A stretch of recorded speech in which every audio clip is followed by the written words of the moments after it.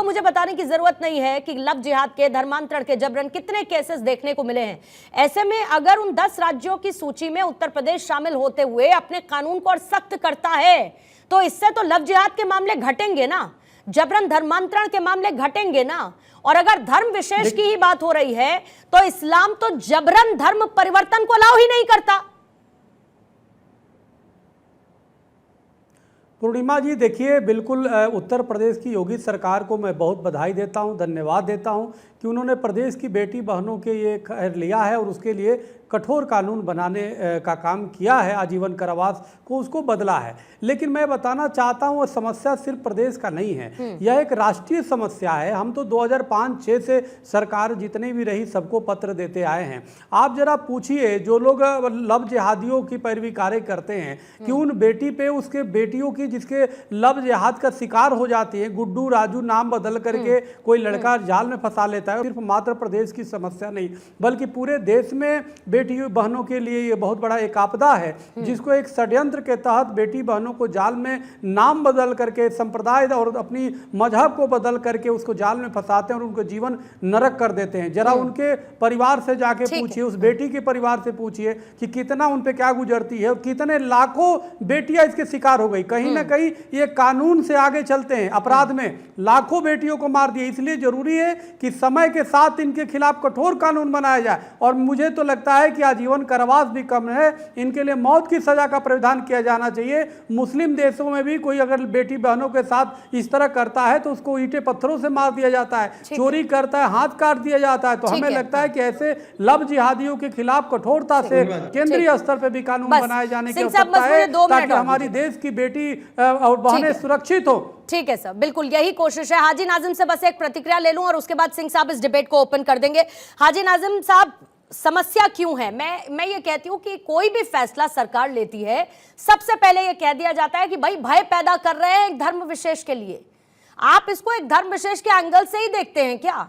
क्योंकि लव जिहाद, धर्मांतरण सिर्फ ऐसा नहीं है कि मुस्लिम करा रहे हैं, बाकी धर्मों में भी ये हो रहा है, वो भी एक कोशिश हो रही है, कई ऐसे केसेस सामने आए हैं। तो ये तो अच्छी पहल है ना सरकार की, और इसको अपराध के नजरिए से क्यों ना देखा जाए? हाँ पूर्णिमा जी, देखिए सबसे पहले तो मैं ये कहता हूँ कि ये मुल्क संविधान से चलता है और हम संवैधानिक लोग हैं। अभी देखिए, जब आपका सवाल है, मैं आपके सवाल का जवाब देने से पहले मैं जरा चकनबड़ी महाराज की जो मैंने बात सुनी थी मैं इन्हें 50 सेकंड रहेंगे सर स्टेटमेंट के लिए, बोलिए। हाँ सुन लीजिए पूर्णिमा जी, इन्होंने ये कहा कि इन्होंने कि सऊदी अरब के अंदर अगर लड़के को कोई छेड़छाड़ करता है उसके हाथ काट दिए जाते हैं, उन्हें सजा दी जाती है। उस कानून की मांग भारत के अंदर कर रहे हैं, जबकि देखिए वहां शरिया कानून है, भारत के अंदर संविधान से मुल्क चलता है। तो मैं इनको बताता हूँ ये मुल्क तो संविधान से चलता है। और दूसरी बात है कि ये कानून जो लव जिहाद वाला आया, लव जिहाद से जाहिर सी बात है एक समुदाय को टारगेट किया जा रहा है। लव जिहाद का मतलब ये हो गया कि एक मुस्लिम समुदाय के ऊपर ही ये कानून लेकर आए, लेकिन जबकि ये कहा गया कि ये कानून सबके लिए। अभी चक्रवर्ती महाराज भी कह रहे थे कि भी इन मुसलमानों के खिलाफ इस तरीके का कानून सब होना चाहिए। तो मैं ये कहता हूँ कि मुसलमानों के ऊपर ही कानून क्यों बनाए जा रहे हैं? अब ये बता दीजिए, लव जिहाद के अंदर सिर्फ और सिर्फ मुस्लिम समाज को टारगेट किया जा रहा है। कहा जहां मुस्लिम लड़का होता है हिंदू लड़की तो लव जिहाद, जहां में हिंदू लड़का होता है मुस्लिम लड़की होती है तो उससे कहते थे घर वापसी। देश के अंदर इस तरीके का कानून बना के देश के अंदर कैसा माहौल ठीक है, भय का माहौल पैदा कर रहे हैं। इस डिबेट को ओपन कर देते हैं जल्दी से। सबसे पहले सिंह साहब आपके पास आती हूँ, जवाब आपसे लूंगी क्योंकि हर कोई ये कह रहा है क्या जरूरत, जैसे कि विमेन एक्टिविस्ट है हमारे साथ ताहिरा हसन, उन्होंने भी ये कहा कि कानून तो आपने बना दिया था ना, फिर क्या जरूरत थी उसको इतना ज्यादा और सख्त करने की? और अगर आप उस कानून को लागू नहीं करवा पाए तो ये तो आपका फेलियर था। आपने बस कानून को और सख्त करने की एक कोशिश करके फिर एक सांप्रदायिक रंग देने की कोशिश की है इस मुद्दे को। पूर्णिमा जी, क्या होता है ना, अपराधी अगर कहीं जा रहा होता है और पुलिस दिख जाती है तो उसको लगता है कि पुलिस हम ही को पकड़ने आई है। ये जितने अपराधी हैं उनको इस तरह का लगता होगा कि ये कानून उनके लिए बना। हाईकोर्ट की अभी एक टिप्पणी आती है, इलाहाबाद हाईकोर्ट की। कोर्ट तो सबका है, संवैधानिक व्यवस्था में मुझे लग रहा है हमारे मुस्लिम भाई का भी कोर्ट होगा। तो वो टिप्पणी करता है कि भारत में बहुत जरूरी है धर्मांतरण को रोकना, नहीं तो एक दिन बहुसंख्यक आबादी खत्म हो जाएगी और भारत में आपसी अराजकता फैल जाएगा। लेकिन जो देश से पहले दीन को मानते हैं ना पूर्णिमा जी, उनको भय लगता है। मैं एक चीज कहूंगा, आप कहते हैं मेरा वाला बहुत अच्छा है, तो आप अपने घर में रहिए ना, पड़ोसी के घर को क्यों देखते हैं? क्योंकि आपका घर नहीं अच्छा है या कब्जा कर रहा है घर पे। एक कानून आ रहा है धोखे के लिए, फरेब के लिए, झूठ के लिए, वो सख्त से सख्त होगा, समय आएगा तो और सख्त होगा, समय आएगा तो उससे भी सख्त होगा। झारखंड का पिछले महीने 2 बड़े केसेज आ गए, उसमें एक बांग्लादेशी मुस्लिम आते हैं और एक लड़की को पटाते हैं और शादी इसलिए करते हैं, लव जिहाद केवल नहीं कर रहे, लैंड जिहाद कर रहे हैं। मैं सभी मुसलमानों को नहीं कर रहा, हमारे इस्लामिक स्कॉलर जो बैठे हैं इनके लिए नहीं कर रहा, मैं उस विचारधारा के लिए कर रहा हूँ। शादी सिर्फ इसलिए करते हैं कि अगर हम आदिवासी से शादी कर लेंगे तो लव जिहाद तो होगा ही, लैंड जिहाद होगा।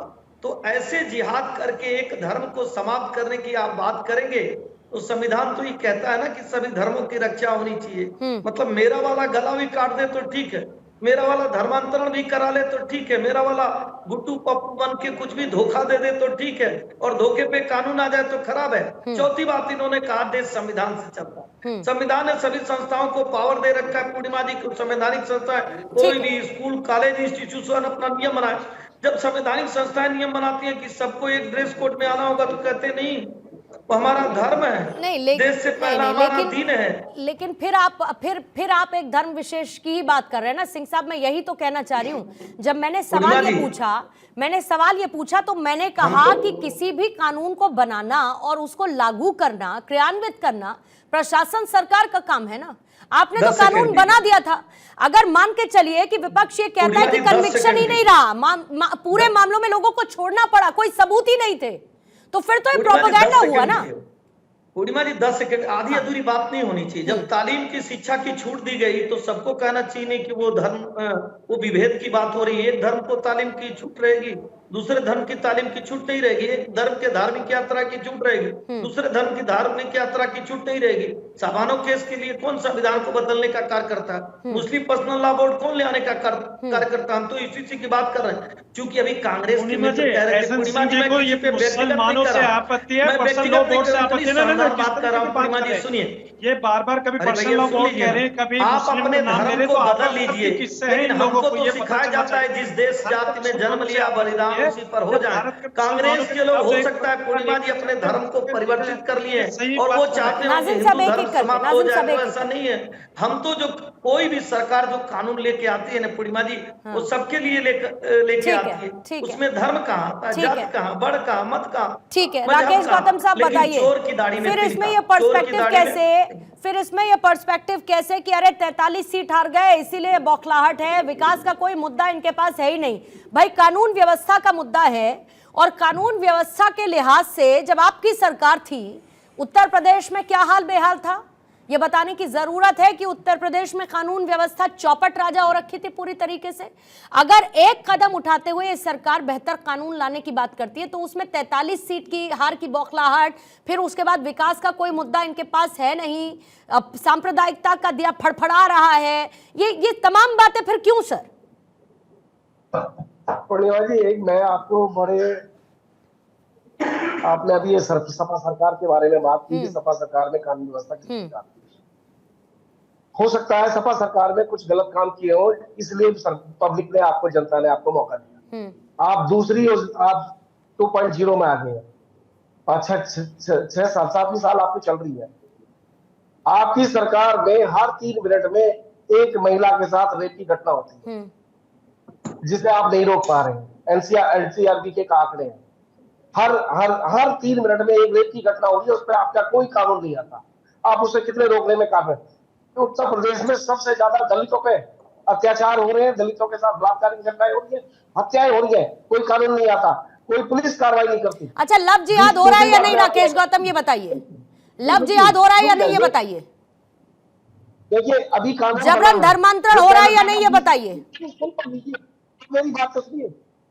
अभी हाजी जी ने एक बात कही थी कि अगर कोई मुसलमान लड़का किसी हिंदू लड़की के साथ करता है, झूठ बोलकर उसके साथ शादी करता है, उसका शोषण करता है, गलत है। इसके लिए आईपीसी में और सीआरपीसी कानून में जो बीएनएस और बीएनएस ऐसे होंगे।